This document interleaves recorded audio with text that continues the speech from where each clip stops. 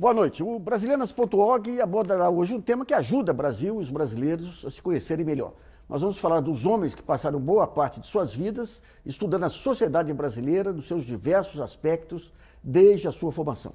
Muitos desses intérpretes do Brasil escreveram seus trabalhos no calor do processo de mudanças importantes sofridas pela sociedade. O caso de Darcy Ribeiro, Caio Prado Júnior.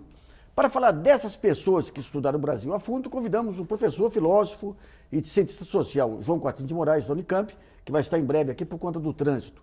O historiador e organizador da coletânea Intérpretes do Brasil, Luiz Bernardo Pericaz, e o livre docente de ciência política, Antônio Carlos Mazeu, da Unesp. Eu queria primeiro que o Pericaz, o Luiz Bernardo, contasse um pouquinho desse livro, como que foi feita a seleção desses intérpretes aqui e qual foi a lógica adotada, a lógica editorial adotada para o livro. Boa tarde, eu agradeço aqui, um prazer estar aqui junto com o Mazeu e com você. Olha, esse livro começou a ser elaborado uns 3 anos atrás, né, junto com outro colega, o Lincoln Seco, professor do Departamento de História da USP. E, inicialmente, nós pensamos em colocar aqueles intérpretes que são esquecidos, né, os rebeldes, os renegados, aqueles, muitas vezes, que foram presos, deram a sua vida na militância política, né, muitos deles, inclusive, membros do PCB. E, ao longo do tempo, nós sentimos também a necessidade de incluir aqueles clássicos para mostrar a riqueza do pensamento brasileiro em quase todas as décadas do século XX. Quer dizer, a gente começa o livro na década de 20 e vai até a década de 90, praticamente, né? Com os principais, alguns dos principais intérpretes, né, os grandes pensadores brasileiros, como você mencionou, Caio Prado Júnior, Gilberto Freire, Sérgio Buarque, mas também a gente decidiu incluir aqueles menos conhecidos e que deram uma contribuição bastante interessante. Então, você falou, aqui tem vários intelectuais do PCB.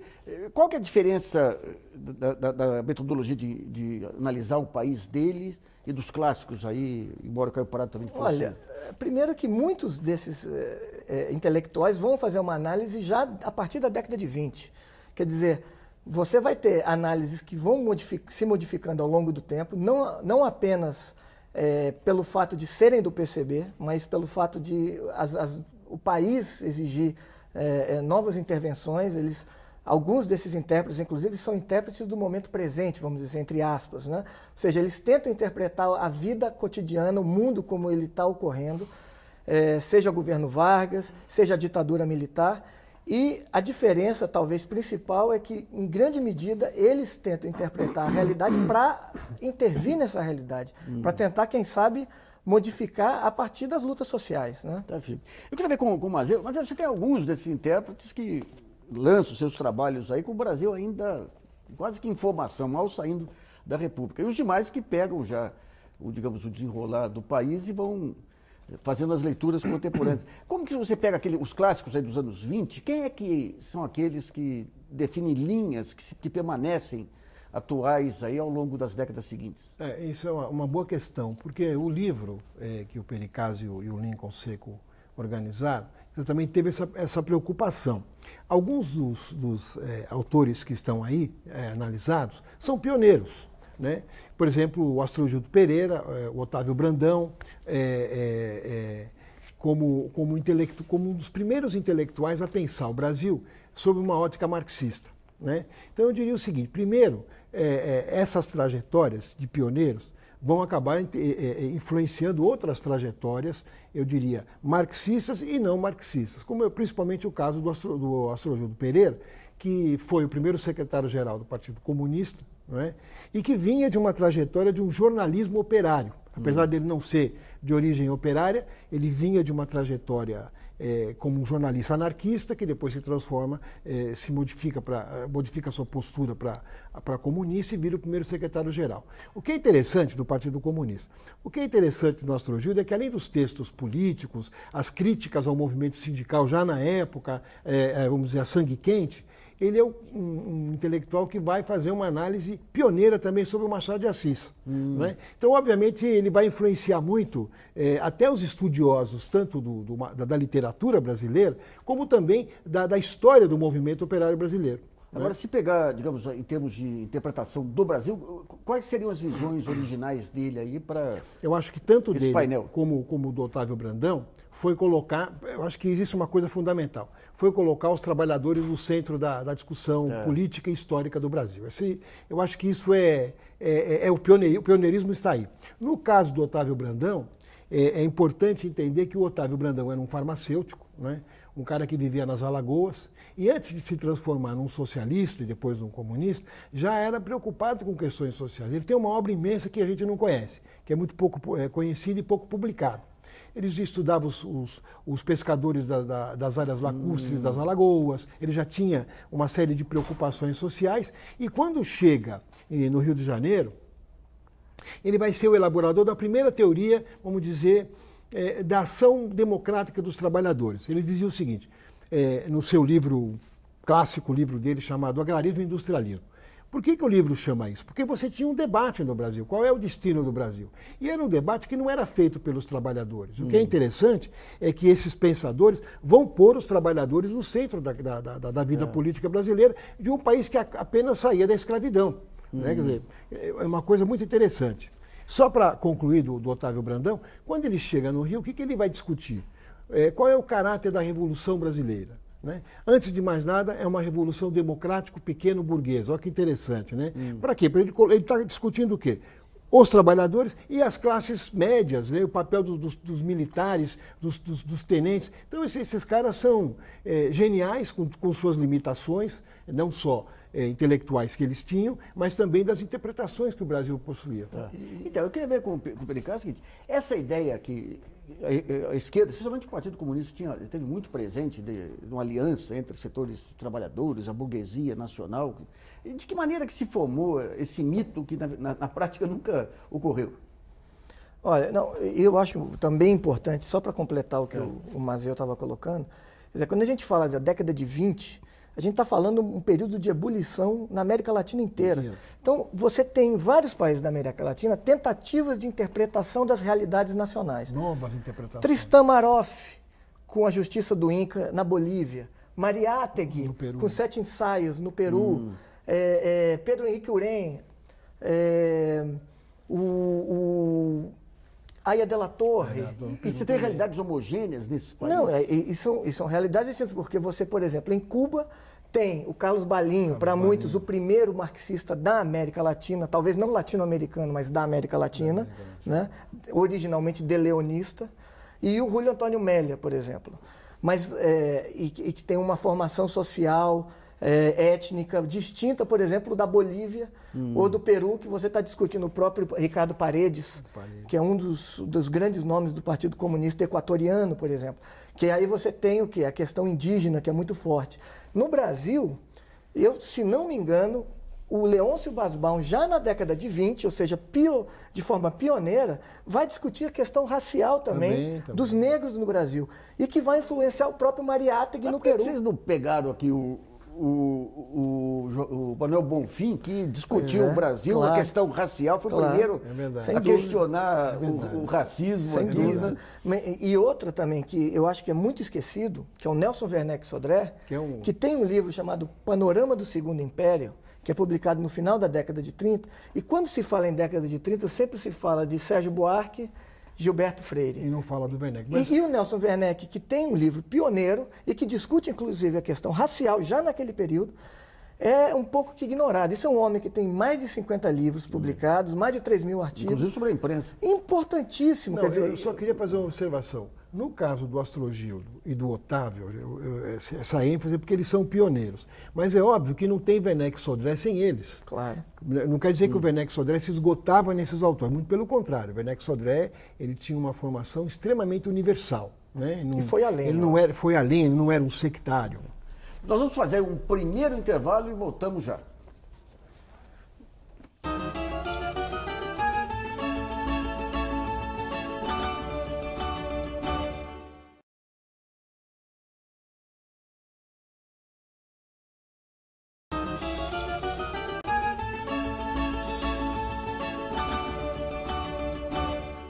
Voltamos a apresentar o Brasilianas.org, que discute hoje a importância dos homens que ajudaram a interpretar a sociedade brasileira. Contamos com a participação do filósofo cientista social João Coutinho de Moraes da Unicamp, do historiador e organizador da coletânea Intérpretes do Brasil, Luiz Bernardo Pericaz, e do livre-docente em ciência política, Antônio Carlos Mazeu, da Unesp. Coutinho, no primeiro bloco você não participou, no segundo bloco você estreia aqui. A gente estava falando aqui no primeiro bloco desses intérpretes do Brasil de extração mais à esquerda, mais comunista, que ficaram meio ignorados aí entre os chamados intérpretes clássicos aí. Como é que você analisa aí a contribuição, por exemplo, de um Otávio Brandão e outros para o entendimento do país?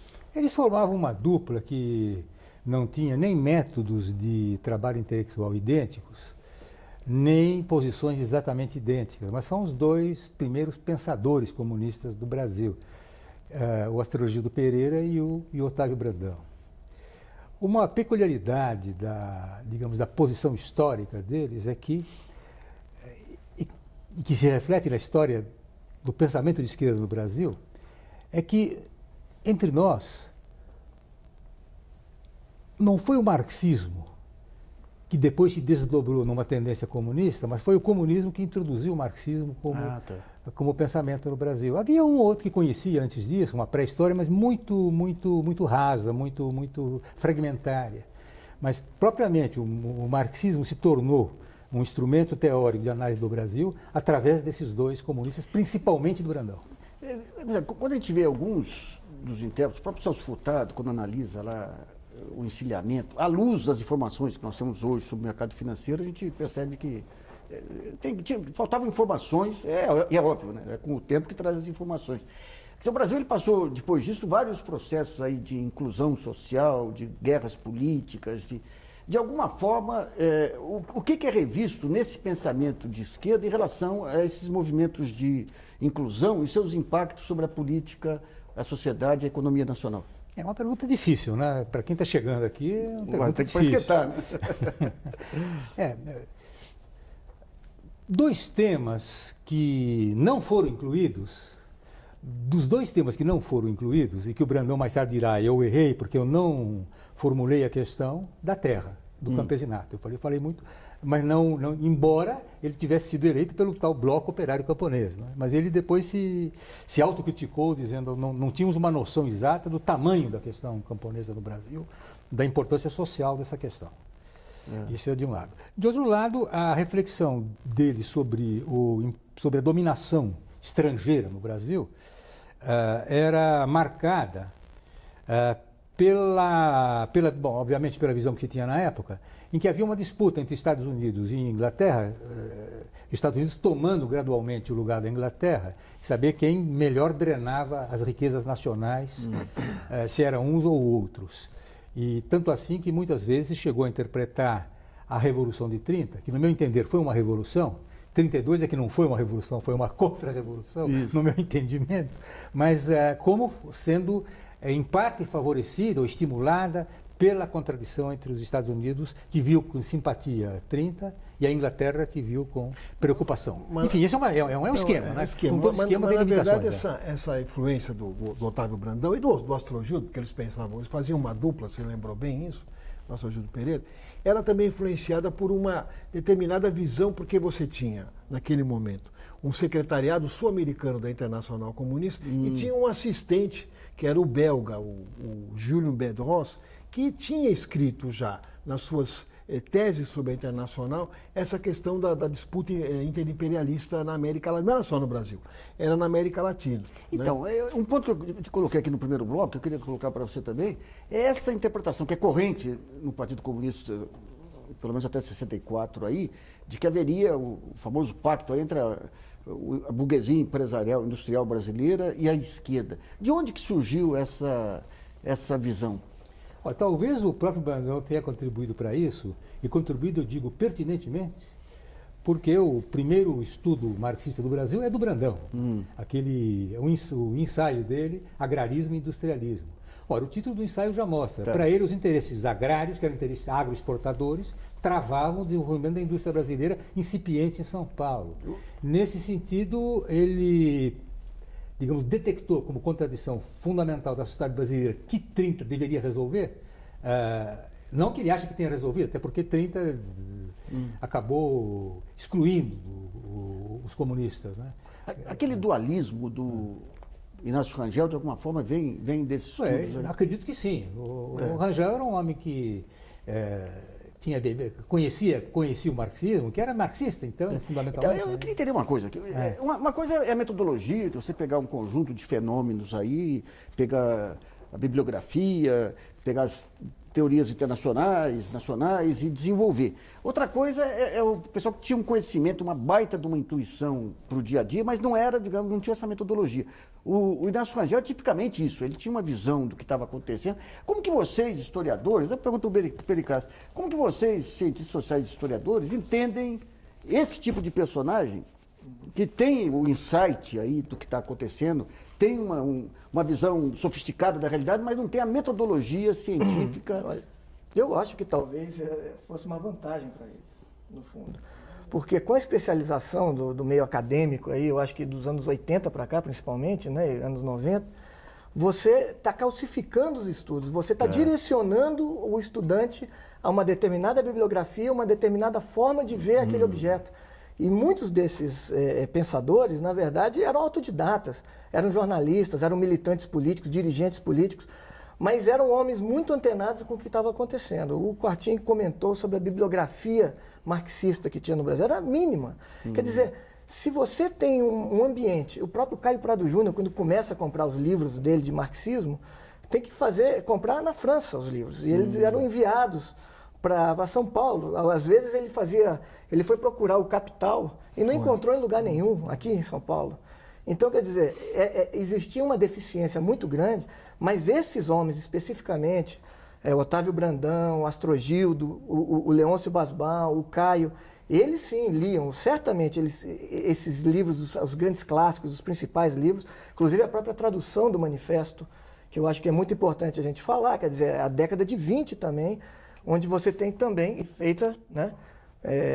Às vezes tradução do espanhol. Claro, mas era uma... Era traduzido na Argentina e tal. Como o Caio traduziu o Tratado do Materialismo Histórico do Bucari. Então, agora se a gente for pegar, digamos, as condições de hoje você tem institutos de pesquisa que captam aí o pensamento do brasileiro a cada semana, se for necessário. Quando a gente pega o Gilberto Freire, ele pega os classificados de jornais. Né? Quando a gente pega o Sérgio Buarque, ele pega um sentimento difuso. Qual é a diferença que se tem? Eu queria falar sobre isso. Eu acho que você tem no Brasil... O Brasil é um país muito estranho, vamos dizer, né? Ele é de extremos. Então, você sempre teve no Brasil um núcleo intelectual muito ligado com o pensamento internacional. Você não tinha um núcleo intelectual desconectado.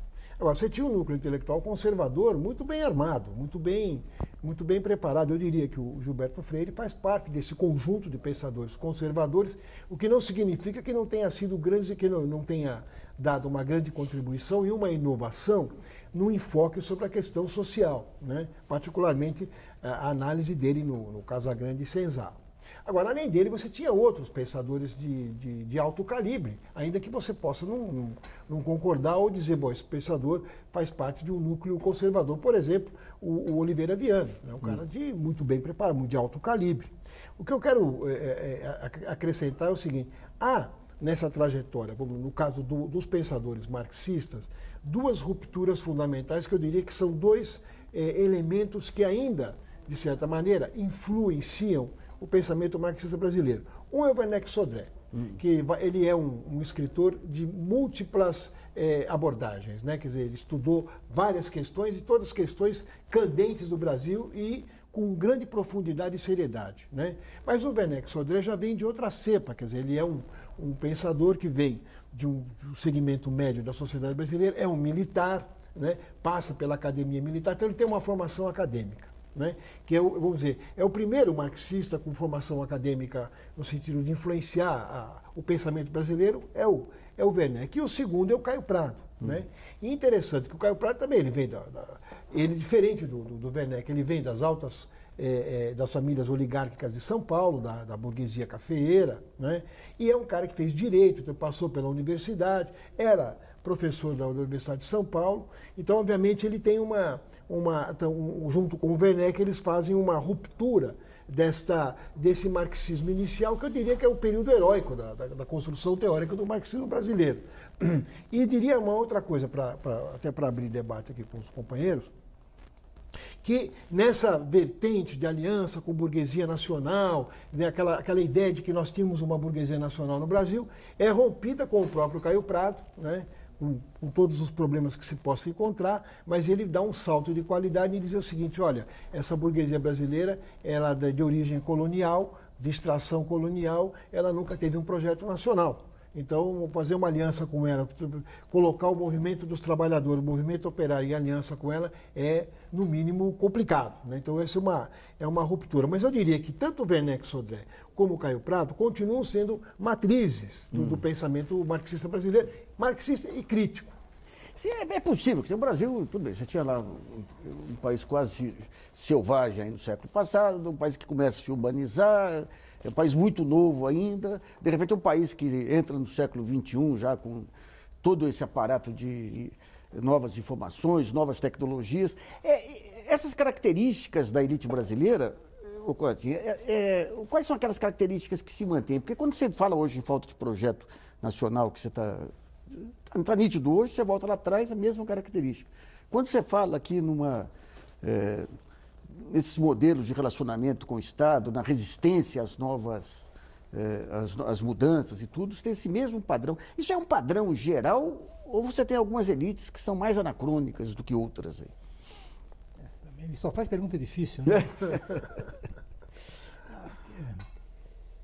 De algum modo, essa situação, que não sei se o termo mais exato é esse que o Caio Prado empregou, colonial, embora o Brasil fosse um país semicolonial, pelo menos, dependente, sua política externa totalmente alinhada até um período muito recente ao dos Estados Unidos. Mas essa situação, ela incorpora elementos retrógrados, atrasados, ela incorpora, por exemplo, os restos da escravidão na forma de um racismo, da discriminação, e incorpora, portanto, maus hábitos. A diferença entre quem tem algum privilégio e quem só tem discriminação, só sofre discriminação. E isso repercute, eu acredito, em todas as dimensões. Quando a gente diz o transporte coletivo, que é um dos grandes temas de hoje, né, que causa revolta em quem usa, né? É um disparate sob qualquer critério que um trabalhador em São Paulo perca 5 horas por dia, na média, 5 horas de sua vida por dia para poder ir trabalhar. Né? Isso é um disparate, é um horror, é um desperdício de força humana, é terrível. Agora, isso tudo também está ligado a uma política que foi reforçada durante a ditadura militar, mas que vem de antes, que é tudo para o automóvel.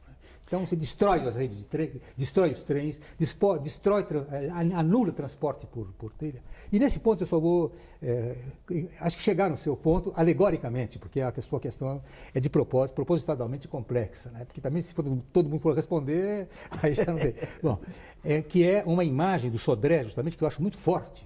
É um pequeno ensaio que ele faz chamado tapera, ele diz. Sabe o que é tapera? Tapera é uma palavra guarani, eu creio, né? Que quer dizer lugar ermo, abandonado, em ruínas. Isso é o Brasil. Quer dizer, ele usa essa ideia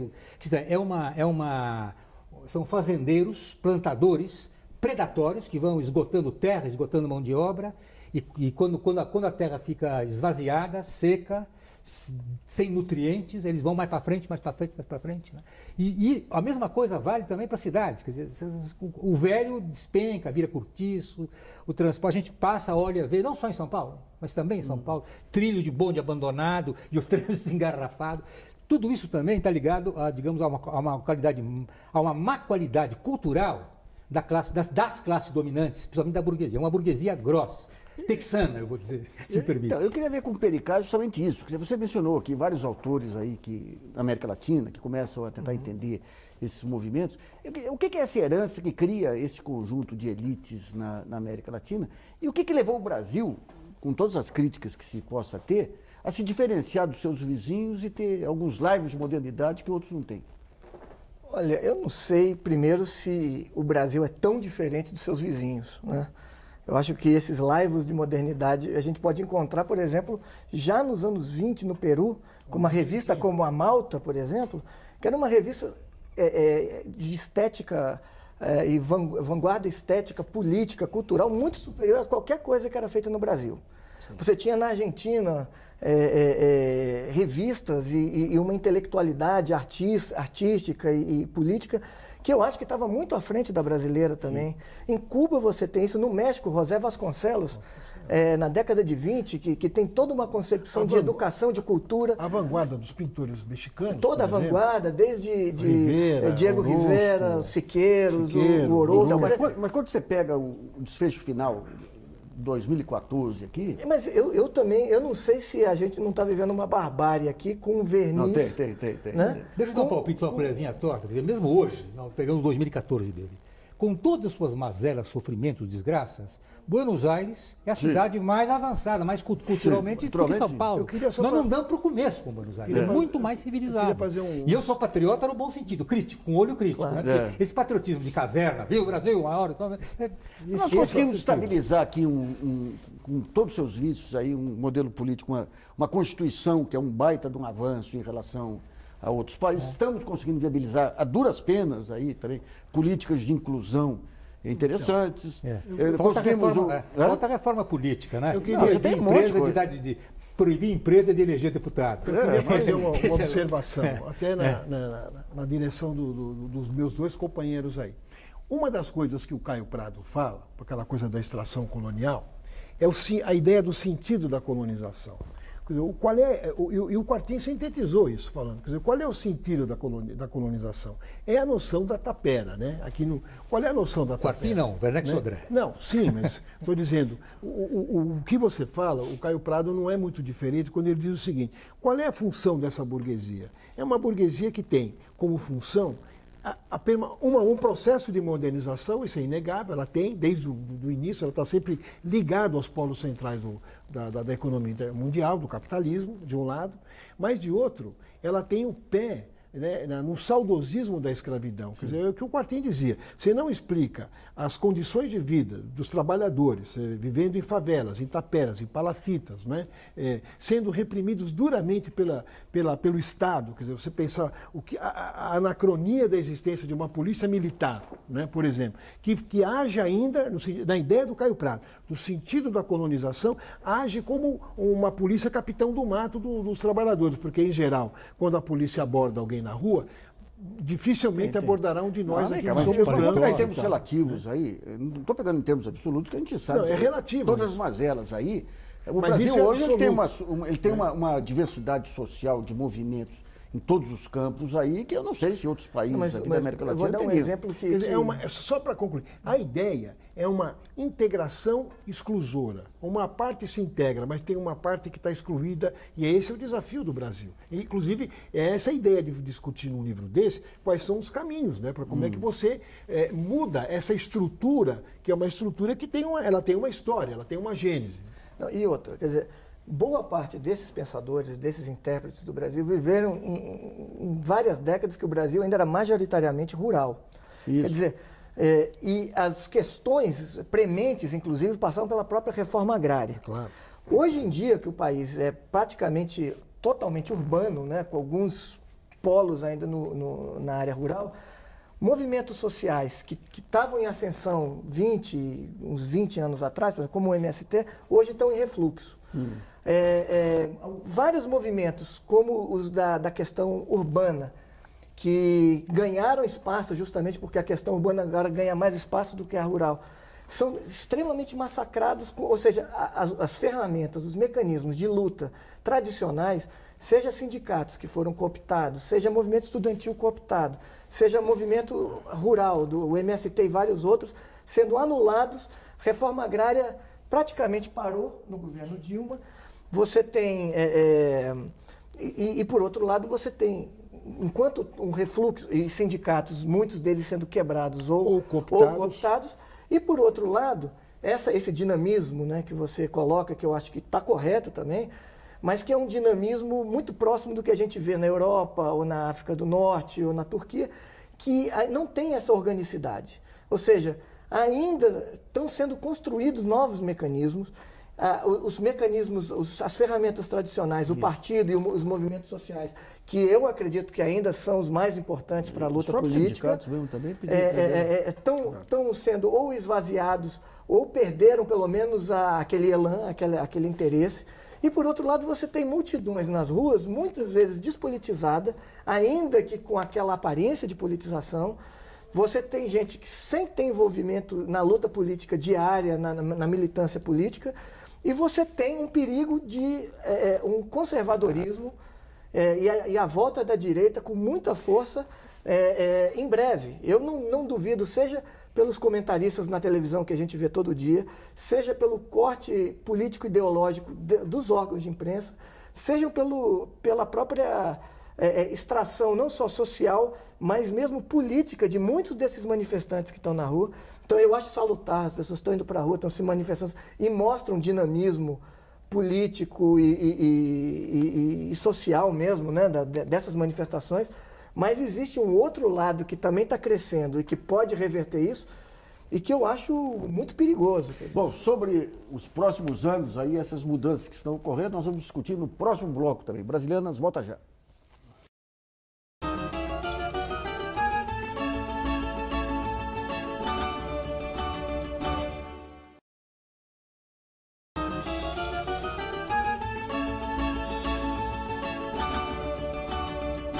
Voltamos a apresentar o programa Brasilianas.org, que discute hoje a importância dos intérpretes do Brasil. Eu queria ver agora a partir, a gente está no meio de um reboliço monumental aí, do ponto de vista político, do ponto de vista de mudanças sociais, do ponto de vista de mídia, do ponto de vista de redes sociais. O Pericles disse que hoje você não tem aqueles cientistas, aqueles intelectuais que pensavam o Brasil como antes. Mas eles não estão sendo moldados agora? Digamos, esses fenômenos que estão ocorrendo, por exemplo, aqui foi colocado a mídia como um fator aí impeditivo aí de muitos avanços. A gente percebe que com a internet você tem um processo gradativo de diluição de poder. Esse novo país que está vindo por aí, quais são os pontos centrais que têm que ser discutidos? A diluição de poder seria um dos pilares, digamos, desse novo desenho? E o que virá depois disso? Quer dizer, a gente teve as manifestações do ano passado que mostraram que você tem um modelo inadequado, seja modelo político, modelo de gestão, modelo de mídia, mas o que vem depois disso? Olha, eu acho que nós somos um mundo em transformação, e profunda e radical transformação. Quer dizer, alguns economistas, sociólogos, cientistas políticos dizem o seguinte: vivemos uma crise estrutural. Alguns dizem que é sistêmica, outros dizem que é estrutural. Eu sou daqueles que acham que vivemos uma crise mundial estrutural, que é uma crise da forma econômica hegemônica, do capitalismo. Obviamente, você tem emergência de novas formas, que ainda não tem, vamos dizer, uma forma acabada. Isso. Mas tem novas formas. Quer dizer, se você pegar os movimentos que nós tivemos nas jornadas de junho do ano passado, quer dizer, isso ocorreu e está ocorrendo em todo o mundo. Quer dizer, os indignados na Espanha, os movimentos na Itália, os movimentos na França. Antes ocorreram aqueles levantes na Inglaterra e na França, a garotada pondo fogo em carro. Ou seja, isso é a emergência de algum... Quer dizer, isso é o sintoma de alguma coisa. É o sintoma do quê? Primeiro, da exaustão de uma forma social, né? Que em sociologia se diz uma forma societal. O que quer dizer isso? Quer dizer, uma forma de sociabilidade. Quer dizer, ela está exaurida. Esta forma de organizar o mundo, a maneira como se estrutura as indústrias, a forma do mercado, isso tudo está exaurido. Mas isso tem que ser continuado. Então há hoje um confronto entre a velha ordem, que ainda quer se manter, e uma nova ordem que se precipita. E isso, obviamente, ainda não tem forma. Por isso que você tem essa coisa meio confusa. Então, mas vamos pegar, digamos, as instituições tradicionais do velho modelo, né? Tinha o sindicato, tinha as associações, tinha a mídia, tinha os partidos políticos, tinha...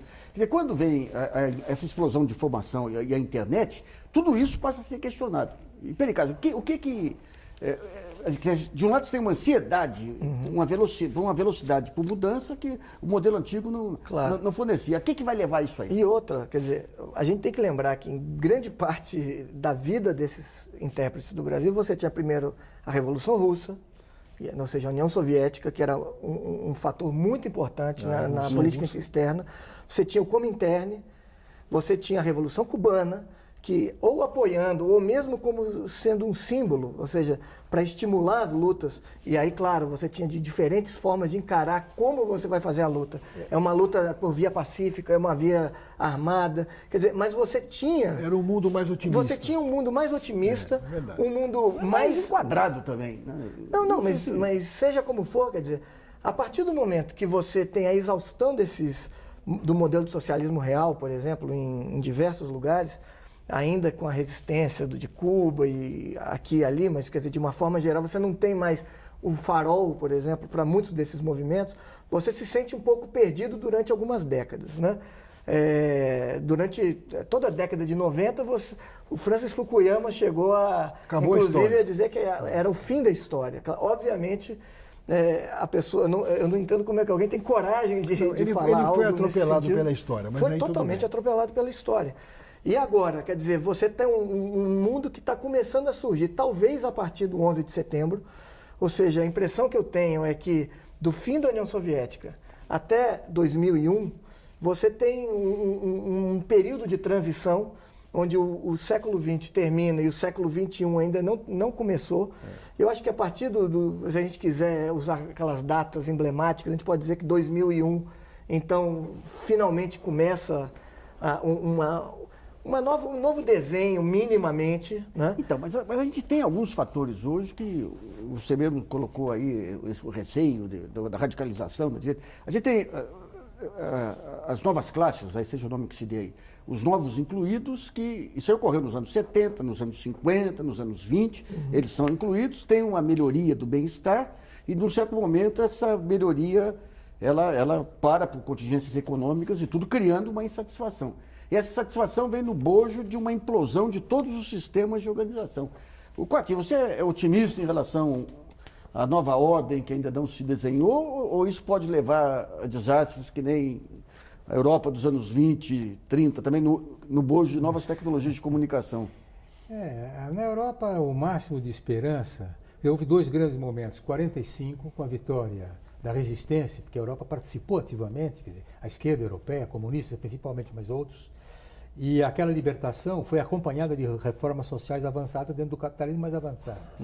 E acho que a experiência mais trágica, mas isso não é nem a União Soviética. Ela teve um efeito catastrófico durante cerca de 10 anos. Eu não dou essa importância para o atentado lá, mas de qualquer maneira o que é certo é que 10 anos de depressão. Tá? Horizonte histórico muito baixo, a esperança lá no chão. Entre 90, foi a pior década, 90 até 2000.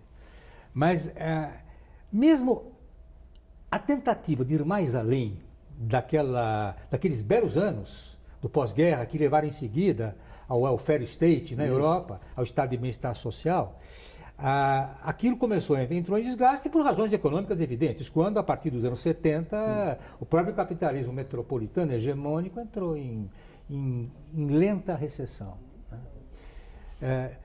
Nesse sentido, nós não devemos, o mais difícil, nós devemos ou não devemos, sempre nós temos a imagem daqueles operários alemães no começo do século XIX, que jogavam as máquinas no rio, naquela história que porque tinham medo, sabiam que o progresso da máquina podia significar desemprego para eles.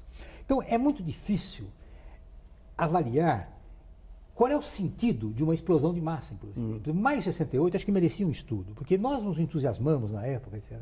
Mas se a gente vai perguntar o que deu aquilo, fora algumas vantagens sociais, acho que não deu em nada. Não deu em nada. Maio de 68 é, como diz o francês, la grande journée des dupes. Todo mundo foi dos trouxas. Porque aquilo não deu nada. Deu a vitória da direita em junho. Então, nesse ponto, eu acho que, eu sendo mais concreto, eu digo, quais são as instituições existentes no Brasil e o que se pode fazer? A sua pergunta me dirigiu mais para a política. O que se pode fazer para avançar? Eu digo, algo que eu vejo, porque o que se pode fazer para avançar socialmente, todo mundo sabe. Educação, saúde, transporte, infraestrutura, está tudo ruim. Está melhor, quem sabe, do que estava no tempo do neoliberalismo desenfreado de Collor a Fernando Henrique, do Dom Fernando I a Dom Fernando II, mas melhorou pouco, é muito insuficiente. Houve avanço, eu penso que houve avanço com o Lula, eu acho que foi positivo na história brasileira, mas muito, muito insuficiente. Mas eu digo, qual é o passo político importante agora, no curto prazo, na visão concreta? Eu acho que é essa reforma política que proíbe empresas de financiar deputado. Eu acho que isso, espero que haja uma percepção na esquerda e na opinião pública, porque isso, se avançar, é possível, sem pensar numa revolução política maior, no horizonte do concreto, é possível conseguir um passo adiante importante da seguinte maneira. Quem financia candidatos é o Estado, uma parte, e a outra parte são doações individuais com teto. Então, com teto. Porque aí, tudo bem, é isso. Eu só queria... Eu sou mais otimista que você, mas não otimista na reforma política. Porque eu acho que a reforma política é um dos... Não é que ela não seja importante, ela é um dos elementos. Eu acho que o grande problema que a gente tem para enfrentar no Brasil hoje é como é que você organiza este movimento. Porque o que acontece no Brasil hoje? Uma parte do movimento sindical está engessado, está cooptado pelo projeto de governo, que para mim é insuficiente. Né? Segundo, outra parte está cooptada pelo projeto empresarial. Então você tem... E existe uma parte grande de trabalhadores e de sem emprego que estão aí também soltos. Quer dizer, o que eu acho que nós temos que fazer? É organizar esse movimento, é romper com essa cooptação. Eu acho que a maneira não é fácil, não tem receita. Veja bem, hoje com as redes sociais, você tem grupos que se organizam em torno dos mais diversos temas. Então, mas essa é a pulverização. Então, essa pulverização. Agora, são grupos que questionam toda forma de autoridade. São grupos que querem... Então, vai organizar dentro do velho modelo de você... Então, o que é que unifica? Eu estou de acordo com você quando você diz que tem um modelo velho. Agora, tem um modelo importante que é como é que unifica? É um projeto. Né? E aí não tem como, quer dizer, você tem que ter núcleos organizativos, quer dizer, trabalhar com o núcleo organizativo da sociedade, onde você tem um projeto alternativo. O que eu estou dizendo, na minha avaliação, depois eu queria ouvir meus companheiros, eu vou parar de falar rápido, né? A minha avaliação é que sobre qualquer projeto que não seja anticapitalista, né, não tem futuro na organização para um salto de qualidade, não só no Brasil, mas no mundo. Qualquer projeto que não seja... Anticapitalista, ou seja, um projeto que coloque como proposta de sociedade alguma coisa que não seja capitalista. Eu ainda continuo Você diz que o projeto tem que ter... Ele tem que ser necessariamente anticapitalista. Tem que ser anticapitalista? Tem que ser anticapitalista. Quer dizer, não há nenhuma solução dentro do capitalismo. Serão soluções paliativas, mas que não vão integrar. Porque, vejam, qual é o grande problema do mundo hoje? Você tem um contingente de bilhões de seres humanos que estão fora do processo produtivo, fora da cultura, fora da alimentação, da saúde. Quer dizer, como você integra isso na lógica do mercado? Você não integra. Na lógica da produção. Porque o que nós Mas vivemos quando você hoje? pega as organizações, lá atrás você tinha mas vanguarda o mundo do mudou. proletariado e tudo, Quer dizer, que o mundo funcionava mudou. dentro de um modelo fechado de informação. Você tem que continuar centrando como núcleo de transformação o trabalho. Quer dizer, os trabalhadores, no meu modo de entender, ainda são um núcleo de transformação. Agora, como você vai dar o salto, a primeira coisa é organizar um grande projeto e galvanizar um conjunto de multidões por um projeto que supere o capitalismo. Quer dizer, ou seja, repensar o socialismo. Quer dizer, eu não consigo ver nada além disso. Então, a gente vê formas, quando fala repensar o socialismo, a gente vê formas hoje de trabalhos cooperativos e tudo, usando a internet, que são formas alternativas, mas que parecem muito com os hippies aí dos Mas que podem ser incorporados num projeto. 60 e 70.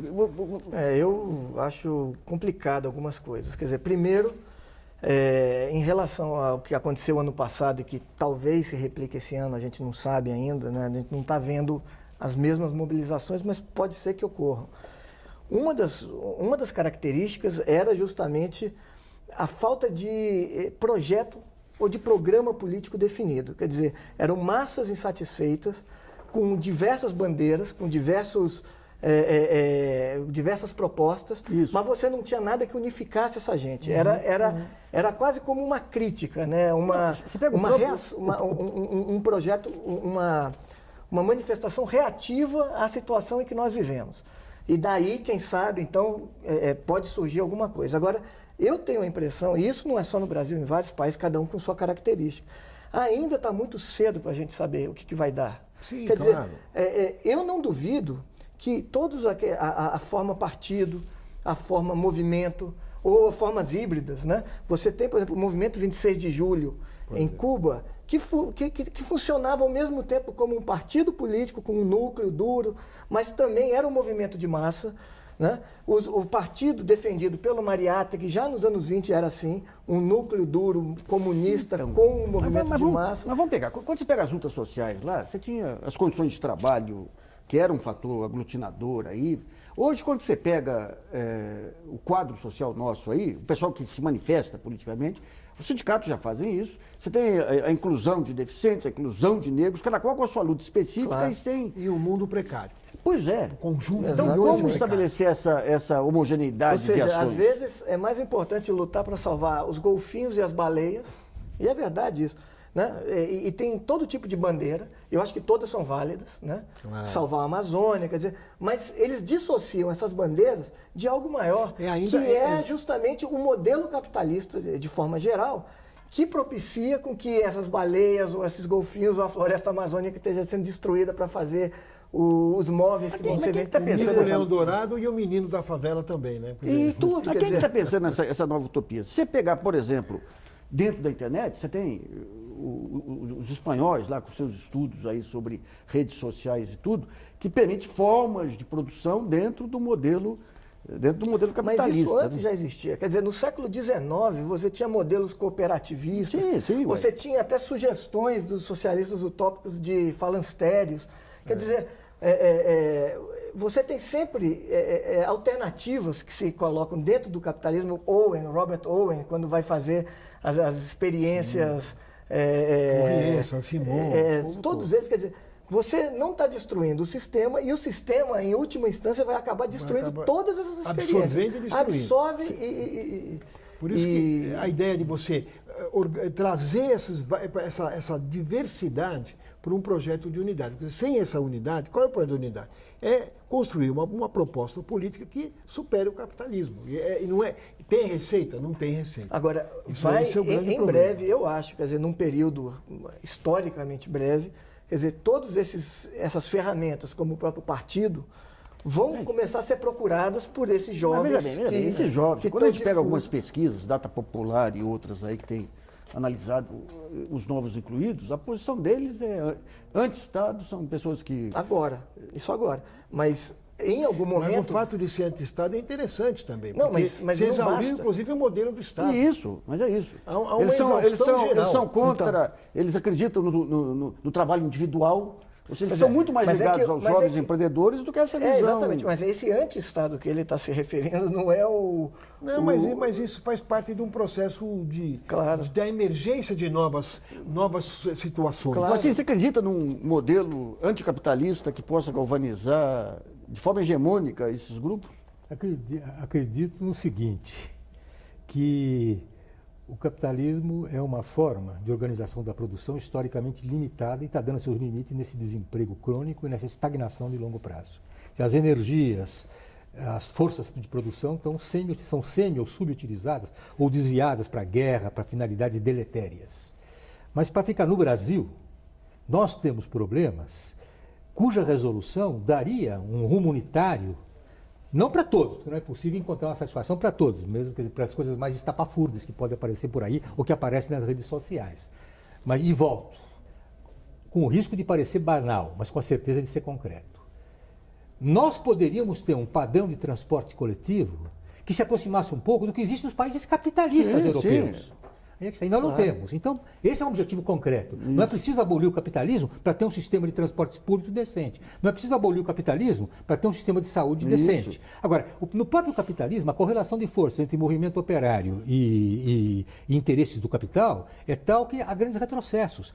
A história da Inglaterra, por exemplo, a partir do Clement Attlee, que fez uma medicina de qualidade pública, e o retrocesso que é isso hoje. Mas você pega o Brasil que não tinha um SUS... algumas décadas atrás e hoje consegue... Nós podemos melhorar. Bom, então, nós podemos, por isso que eu digo, isso é importante e eu disse, não dá para inventar, eu não vou inventar nada. Enquanto não tivermos, do ponto de vista da estrutura econômica, resolvido o gargalo da infraestrutura, nós temos portos onde se perde uma riqueza de esforço humano, caminhões parados, navios parados, esses gargalos que são básicos.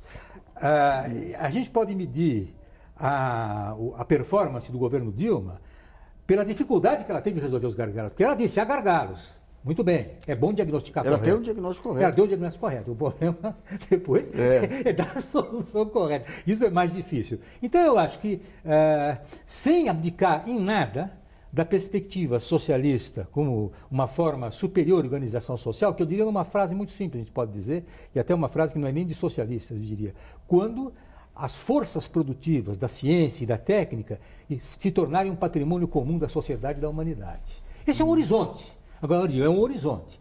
Nós nos aproximaremos do horizonte na medida em que formos capazes de dar uma resposta concreta para os problemas concretos em cada país. E no Brasil é isso, eu repito, não vou inventar nada, nem redescobrir a roda. Transporte, saúde, educação, não é uma tristeza o que é a educação brasileira, e nesse ponto se reconheça o mérito da tentativa do CIEPS, e como dizia muito bem o Darcy Ribeiro nos seus últimos anos, essa molecada que está no morro aí matando a serviço do tráfico de drogas, tivesse na escola de tarde. Claro. E por que não persistiu? Aí vem a tapera. Quer dizer, o CIEPS virou tapera. Então esse é o lado atrasado da burguesia brasileira. Infelizmente, o programa especial Brasilianas.org sobre os intérpretes da sociedade brasileira termina por aqui. Eu agradeço muito a participação do professor, filósofo e cientista social João Coutinho de Moraes, do historiador e organizador da coletânea Intérpretes do Brasil, Luiz Bernardo Pericaz, e do livro-docente de Ciência Política, Antônio Carlos Mazeu.